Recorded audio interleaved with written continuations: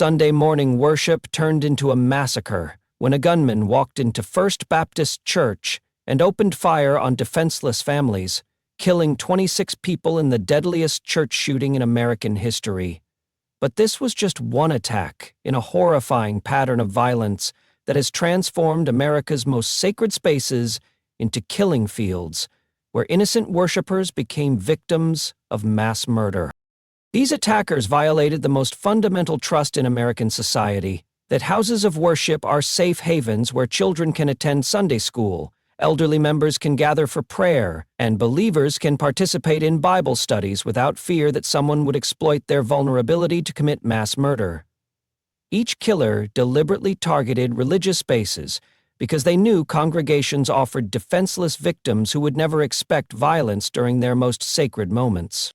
Over 60 innocent worshipers murdered in cold blood, dozens more wounded and traumatized, entire communities shattered by killers who specifically chose churches, temples, and religious centers as their hunting grounds. From white supremacist terrorism that murdered 9 African Americans during Bible study in Charleston to domestic disputes that exploded into congregational massacres, these attacks represent the ultimate violation of everything sacred in human civilization. Welcome to Savage Case Files. Today we're exposing the church shooters whose attacks shocked America and destroyed the sacred trust of religious sanctuary, revealing how domestic terrorists, hate-motivated extremists, and deranged killers transformed worship services into crime scenes that would haunt survivors for the rest of their lives.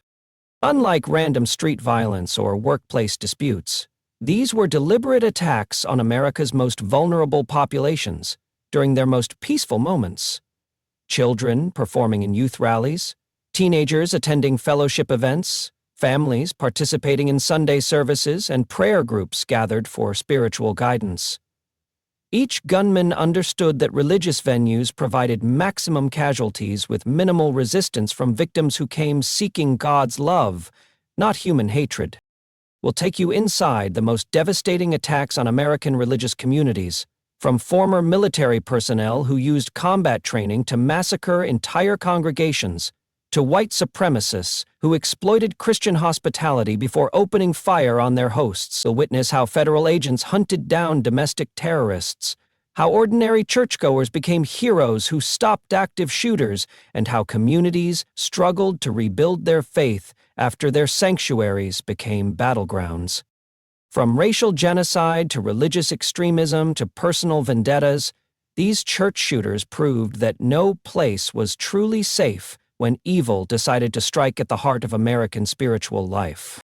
Subscribe to Savage Case Files to never miss our investigations into America's most shocking crimes, where we expose the killers who shattered communities and the investigations that brought justice to those who violated our most sacred trust. Case 1. Devin Patrick Kelly. Devin Patrick Kelly was a former Air Force airman whose military career ended in disgrace after he was court-martialed for assaulting his wife and stepson, receiving a bad conduct discharge that should have prevented him from legally purchasing firearms. Kelly had a documented history of domestic violence, animal cruelty, and threatening behavior that painted a clear picture of an individual whose rage was escalating toward catastrophic violence.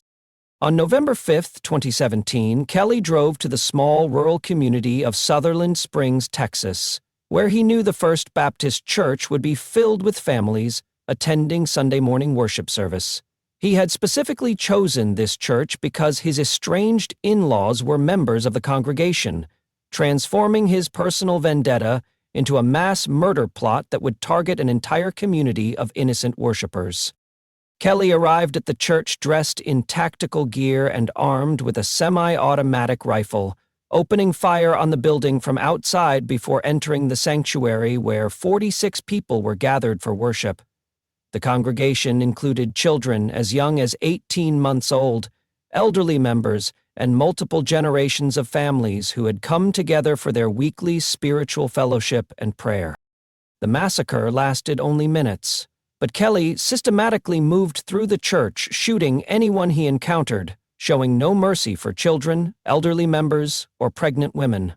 His military training allowed him to reload efficiently and maintain deadly accuracy as he executed defenseless worshippers who had no means of escape or protection from his assault rifle. While families prayed for peace and spiritual guidance, Kelly was methodically murdering 26 people and wounding 22 others in what would become the deadliest church shooting in American history. The victims ranged from an unborn child to a 77-year-old grandmother, representing entire family lines that were wiped out in a single morning of unprecedented violence. The attack was stopped when Stephen Williford, a local resident and former NRA instructor, heard the gunfire and grabbed his own rifle to confront Kelly outside the church. Williford engaged the shooter in a gunfight, wounding Kelly and forcing him to flee the scene before he could kill additional victims inside the church building.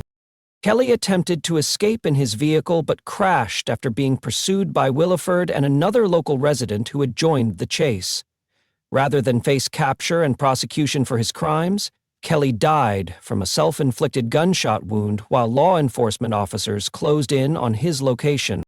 The investigation revealed that Kelly's domestic violence conviction should have prevented him from purchasing firearms, but the Air Force had failed to report his court-martial to the federal background check system.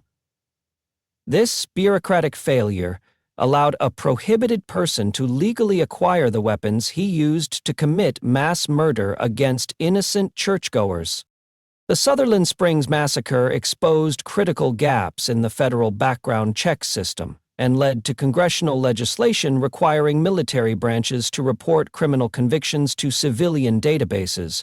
The case demonstrated how domestic violence often escalates to mass violence when perpetrators have access to high-powered weapons and choose soft targets like religious congregations.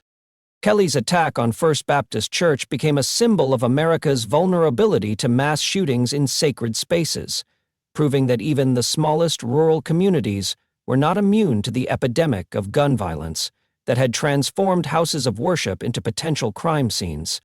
Case 2. Dylan Roof. Dylan Roof was a 21-year-old white supremacist who had been radicalized through online hate content and racist websites that convinced him that African Americans were destroying white civilization and needed to be eliminated through systematic violence. Roof had dropped out of high school, lived with his parents, and spent his days consuming extremist propaganda that transformed his personal failures into racial hatred and genocidal fantasies. Roof had specifically researched historic African American churches and chose Emmanuel African Methodist Episcopal Church in Charleston, South Carolina, because of its significance in the civil rights movement and its prominent role in the African American community. The church, known as Mother Emmanuel, had been founded by Denmark Vesey, a freed slave who had planned a slave rebellion in 1822, making it a symbol of Black resistance and spiritual strength. On June 17, 2015, Roof arrived at Emmanuel AME Church during the evening Bible study session, where he was welcomed by congregation members who invited him to join their prayer meeting and spiritual discussion. The group included Pastor Clementa Pinckney, who also served as a South Carolina state senator, along with 8 other church members who had gathered for their weekly Bible study and fellowship. Roof sat quietly through nearly an hour of Bible study, listening to prayers and participating in religious discussion, while concealing his true intentions to commit mass murder against the very people who had shown him Christian hospitality and kindness. The congregation members treated him as a welcomed guest, offering him a seat at their table and including him in their spiritual fellowship. When the Bible study session was ending and congregation members had closed their eyes for final prayers, Roof pulled out a handgun and began systematically executing the defenseless worshipers who had welcomed him into their sacred space. He specifically targeted African Americans while sparing one white victim to serve as a witness who could tell the world about his racial motivations. Roof murdered 9 innocent people, including Pastor Pinckney, while declaring that he was killing them because "you rape our women and you're taking over our country." His attack was designed as racial terrorism, intended to spark a race war and intimidate African American communities across the South, through targeted violence against their most sacred institutions. The investigation revealed that Roof had written a racist manifesto explaining his motivations and had conducted extensive research into previous mass shootings and hate crimes. He had specifically chosen Emmanuel AME Church because he believed that attacking a historic black church would maximize the psychological impact of his terrorist attack on African American communities.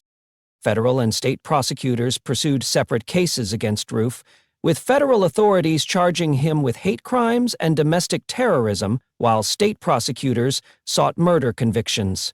The dual prosecution strategy ensured that Roof would face the death penalty regardless of the outcome of either individual trial. Roof was convicted on all federal hate crime charges and sentenced to death, becoming the first person to receive the federal death penalty for a hate crime. He was also convicted on state murder charges and sentenced to life imprisonment, ensuring that he would never again have the opportunity to commit violence against innocent people. The Charleston church massacre became a watershed moment in American discussions about domestic terrorism, hate crimes, and the vulnerability of religious communities to racially motivated violence, targeting their most sacred spaces and spiritual leaders. Religious extremists felt justified in committing mass murder against innocent civilians. Case 3. Matthew Murray. Matthew Murray was a 24-year-old former missionary student who had been rejected by Youth with a Mission, a Christian training organization, after displaying erratic behavior and failing to meet the program's requirements for overseas missionary work. Murray's rejection from the religious program had transformed his disappointment into a burning hatred for Christian organizations and the people who had denied him what he believed was his calling to serve God. Murray had grown up in a strict religious household but had become increasingly isolated and resentful as his mental health deteriorated and his attempts to find purpose within Christian organizations repeatedly failed. His online posts revealed a young man consumed with rage against the religious institutions that had rejected him, and the successful Christians who seemed to have achieved the spiritual fulfillment that had eluded him. On December 9, 2007, Murray began his killing spree at the Youth with a Mission Training Center in Arvada, Colorado, where he opened fire on staff members and students who were participating in the program that had rejected his application. Murray killed 2 people and wounded 2 others at the facility before fleeing to continue his attack at another Christian target. Later that same day, Murray drove to New Life Church in Colorado Springs, one of the largest evangelical churches in Colorado, where he planned to continue his massacre during the Sunday evening service, when thousands of worshipers would be gathered for worship and fellowship. Murray had specifically chosen the church because of its size and prominence in the Christian community. Murray entered the church armed with multiple firearms and began shooting in the parking lot and lobby areas, killing 2 teenage sisters and wounding their father, along with a church security guard. His attack created panic among the thousands of church members who were attending the evening service and holiday programs with their families. The massacre was stopped when Jeannie Assam, a volunteer church security guard and former police officer, engaged Murray in a gunfight inside the church building. Assam shot Murray multiple times, wounding him critically and preventing him from entering the main sanctuary where thousands of additional victims were gathered for worship. Murray died from his gunshot wounds at the scene, ending a killing spree that had terrorized Colorado's Christian community and demonstrated how personal rejection could transform into mass violence against religious institutions. His attack had lasted less than 12 hours, but had claimed 4 lives and wounded multiple others across 2 separate Christian facilities. The investigation revealed that Murray had been planning his attacks for months, researching the locations and timing his assaults to maximize casualties among the Christian organizations that he blamed for his personal failures and spiritual emptiness. His online writings showed a progression from disappointment to hatred to homicidal planning against religious targets. Murray's case highlighted the vulnerability of Christian organizations to attacks by individuals who had been rejected or disciplined by religious institutions, showing how personal grievances could escalate into mass violence against innocent worshipers and religious workers who had no connection to the original conflicts. The Colorado Springs spree killings led to increased security measures at religious facilities and training programs, as Christian organizations recognized that their open-door policies and welcoming environments could be exploited by individuals seeking to commit mass murder against religious communities. Case 4. Terry Ratzman.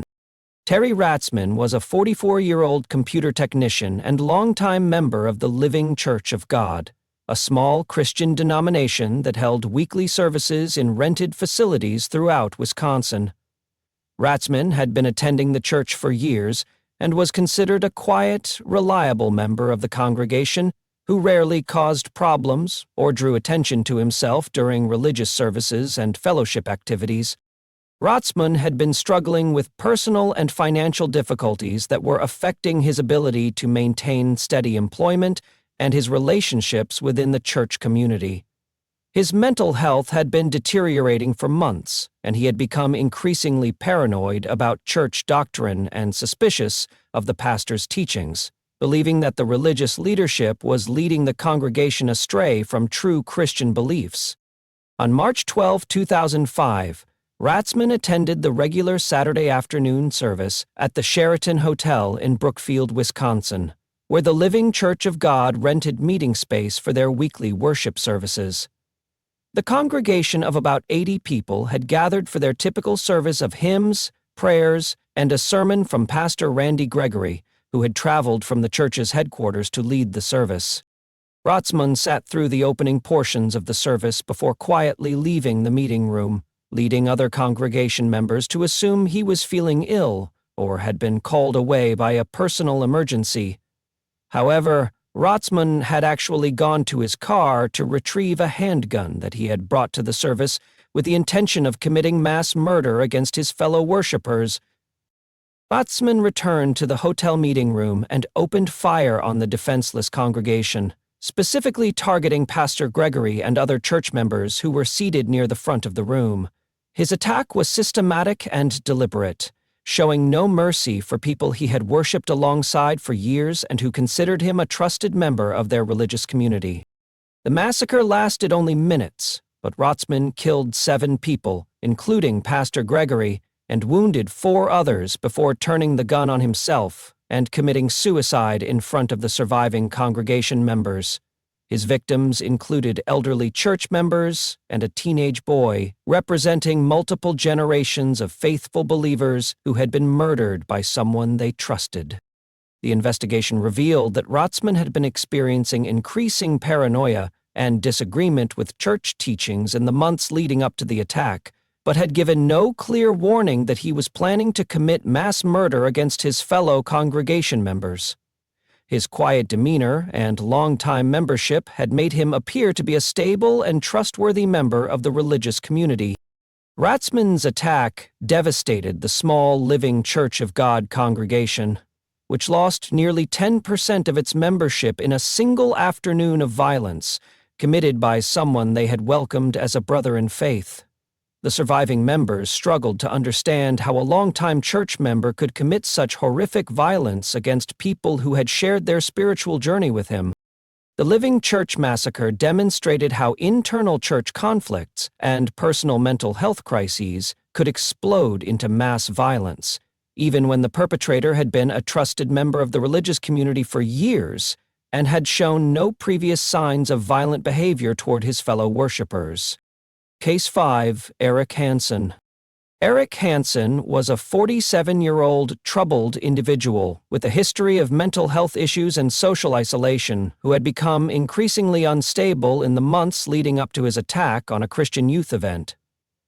Hansen had been struggling with personal problems and had developed a deep resentment toward religious organizations and the young people who seemed to find the happiness and community that had eluded him throughout his adult life. On September 15, 1999, Hansen drove to Wedgwood Baptist Church in Fort Worth, Texas, where hundreds of teenagers and young adults had gathered for See You at the Pole, a Christian youth rally featuring contemporary music, inspirational speakers, and fellowship activities designed to strengthen the faith of young believers. The event attracted teenagers from across the Dallas-Fort Worth area who came seeking spiritual guidance and community connection. Hansen arrived at the church during the evening program when the sanctuary was packed with teenagers enjoying contemporary Christian music and participating in worship activities with their friends and youth group leaders. The atmosphere was celebratory and peaceful, with young people singing, praying, and participating in the kind of positive religious experience that parents hoped would guide their children toward healthy spiritual development. Hansen entered the church building armed with multiple firearms and began his assault in the sanctuary where hundreds of teenagers were gathered for the youth rally. His attack created immediate panic, as young people who had come seeking spiritual inspiration instead found themselves trapped in a mass shooting scenario that would traumatize survivors for the rest of their lives. The massacre unfolded rapidly as Hansen moved through the church building shooting at teenagers and young adults who had no means of escape or protection from his assault. His victims included both male and female teenagers who represented the future of their religious communities and families who had trusted that church events would provide safe environments for their children's spiritual development.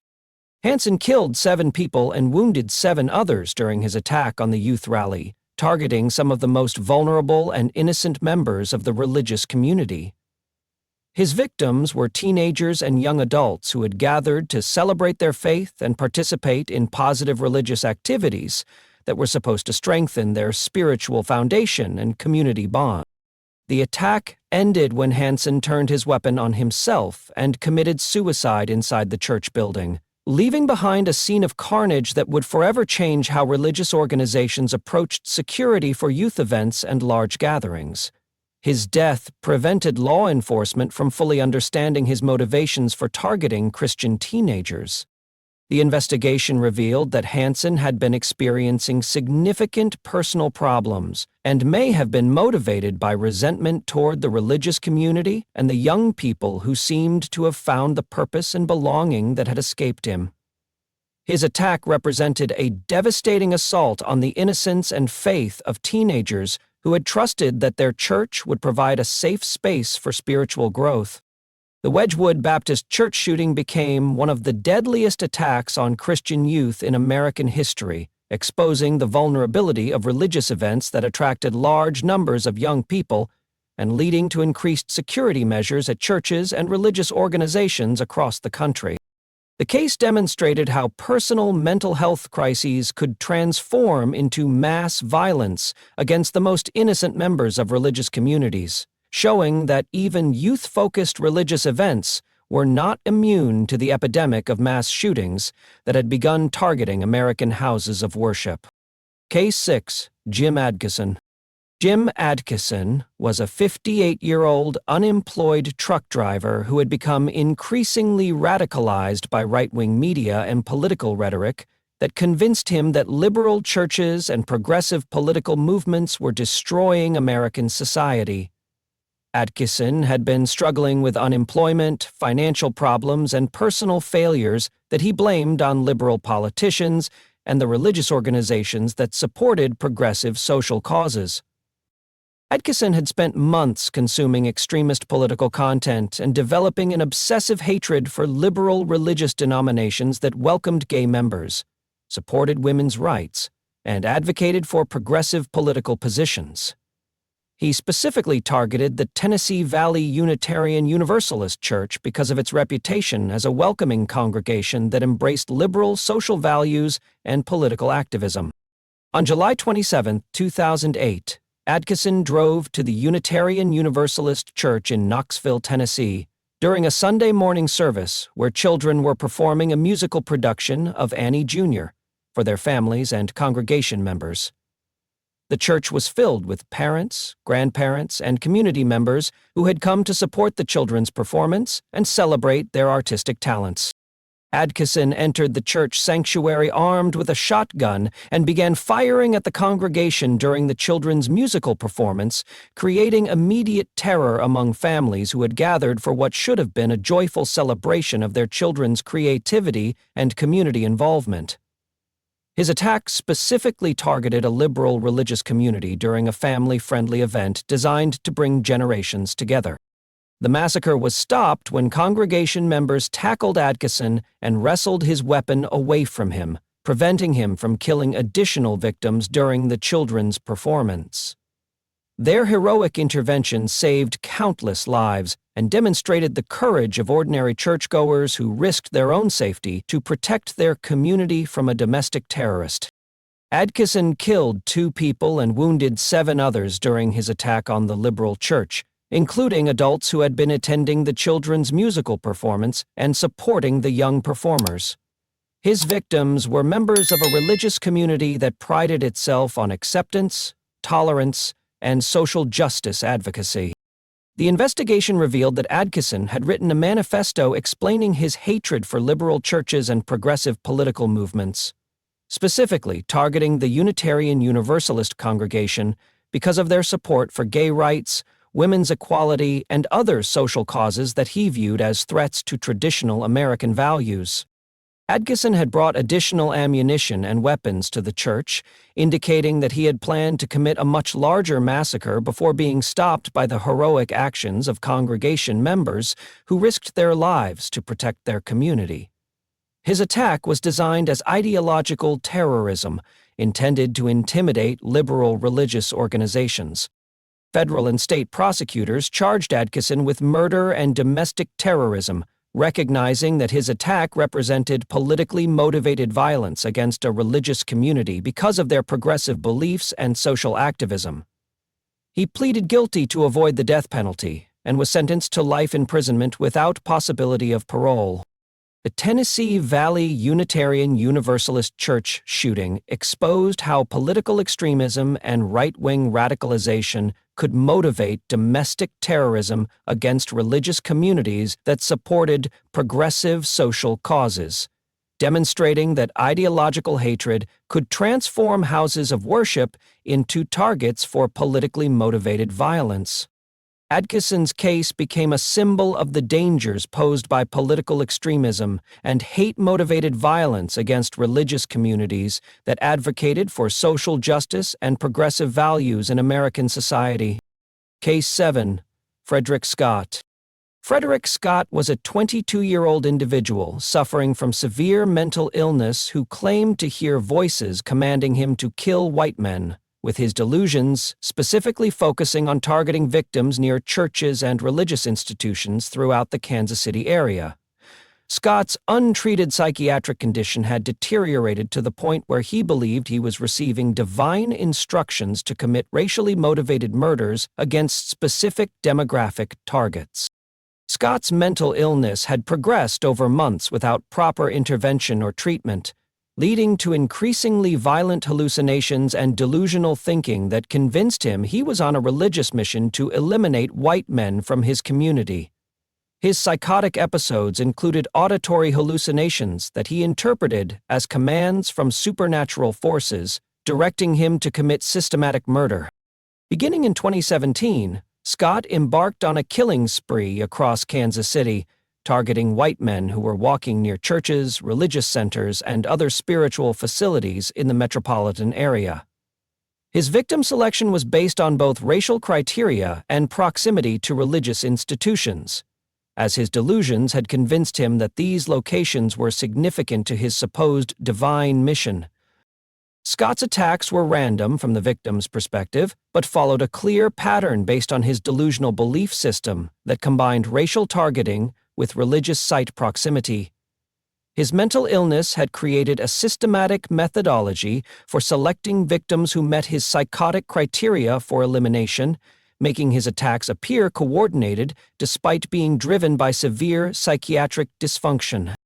Over the course of his killing spree, Scott murdered 6 people in the Kansas City area, choosing victims based solely on their race and their presence near churches or religious facilities. His attacks terrorized the community and created fear among people who lived or worked near religious institutions, as residents realized that proximity to houses of worship had become a risk factor for random violence. The investigation revealed that Scott's mental illness had been escalating for an extended period without adequate psychiatric intervention or treatment that might have prevented his violent actions. His case highlighted the intersection of untreated mental illness, racial delusions, and access to weapons that could combine to create deadly threats against innocent community members. Law enforcement eventually apprehended Scott after connecting him to the series of murders through witness descriptions and forensic evidence that linked him to multiple crime scenes. His arrest ended a reign of terror that had made religious institutions and their surrounding neighborhoods dangerous places for potential victims who matched his delusional targeting criteria. Scott's case raised significant questions about the adequacy of community resources for identifying and treating individuals with severe mental illness who posed threats to public safety. His progression from psychiatric symptoms to mass murder demonstrated how untreated mental health crises could escalate into systematic violence against innocent victims. The legal proceedings against Scott involved complex questions about his mental competency to stand trial and his ability to understand the criminal charges against him. His case became an example of how severe mental illness could drive individuals to commit horrific crimes while believing they were following divine commands or supernatural instructions. The Frederick Scott case exposed the vulnerability of religious communities to violence committed by individuals whose mental illness created delusional targeting systems that focused on houses of worship and the people who gathered near them for spiritual fellowship and community activities. The devastating pattern emerges clearly across these cases. Church shooters consistently exploited the fundamental vulnerability of religious communities, their commitment to welcoming strangers, maintaining open doors, and creating environments built on trust rather than suspicion. Each killer understood that houses of worship offered the perfect combination of defenseless victims and maximum psychological impact on American society. Victim demographics reveal the systematic targeting of society's most vulnerable populations during their most peaceful moments. Children attending youth rallies, elderly members participating in Bible studies, families gathered for Sunday worship, and teenagers performing in church programs became casualties because religious events concentrated defenseless people in predictable locations with minimal security measures. The motivational patterns span the spectrum of American hatred and extremism. White supremacist terrorism targeting African American churches, religious extremism claiming divine justification for mass murder, domestic violence spillover that endangered entire congregations, personal grievances against religious institutions, ideological hatred for liberal churches, and untreated mental illness that created delusional targeting systems focused on religious sites. Geographic distribution shows that no region of America was immune to church violence, with attacks occurring from rural Texas to urban Charleston, from Colorado Springs to Fort Worth, demonstrating that religious terrorism had become a nationwide threat that transcended regional boundaries and denominational differences. Weapon accessibility played a critical role in every case, with shooters using firearms to transform personal grievances into mass casualty events that would have been impossible with other weapons.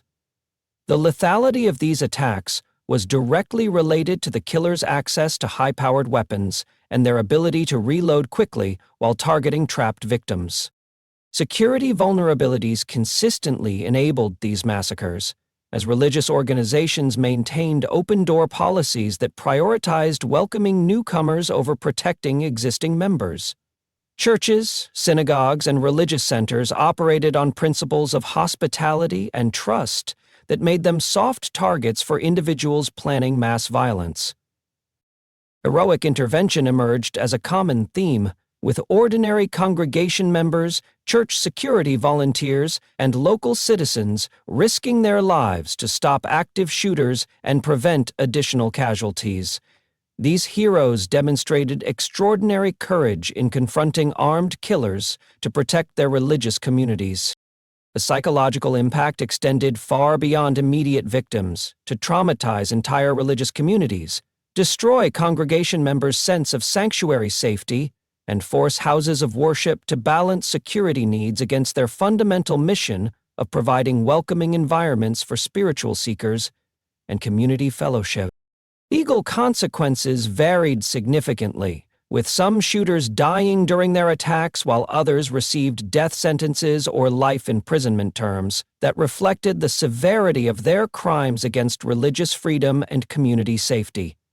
The combined death toll exceeded 60 innocent worshippers, with dozens more wounded and entire communities forever changed. These cases collectively demonstrate that religious terrorism had become a persistent threat to American houses of worship, requiring communities to develop security measures while maintaining their essential character as places of peace, welcome, and spiritual refuge for all who sought divine guidance and community fellowship. 7 gunmen, 7 sacred spaces violated, over 60 innocent lives stolen from families who thought they were gathering in the safest place on earth, their house of worship. From Dylan Roof's calculated betrayal at Mother Emanuel to Devin Kelly's rampage in Sutherland Springs, these attackers didn't just murder individuals, they shattered the fundamental belief that churches, synagogues, and temples were sanctuaries from the world's violence. Entire communities still carry the trauma of watching their most sacred spaces become crime scenes. Justice came for most. Death sentences, life imprisonment, the ultimate price paid. But for many victims' families, no sentence could ever balance the scales of such senseless hatred.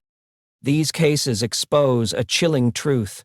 When evil decides to strike, nowhere is truly safe. Yet they also revealed something powerful: the courage of congregants who fought back, the faith of communities that refused to be broken, and the determination of investigators who ensured justice prevailed. Which case shocked you most? The white supremacist who joined Bible study before opening fire, or the airman who committed the deadliest church shooting in history? Let me know in the comments below. If you want more investigations into America's most shocking crimes, subscribe to Savage Case Files, where we expose the killers who shattered communities and honor the heroes who stopped them. This has been Savage Case Files, where tragedy meets justice and communities find strength.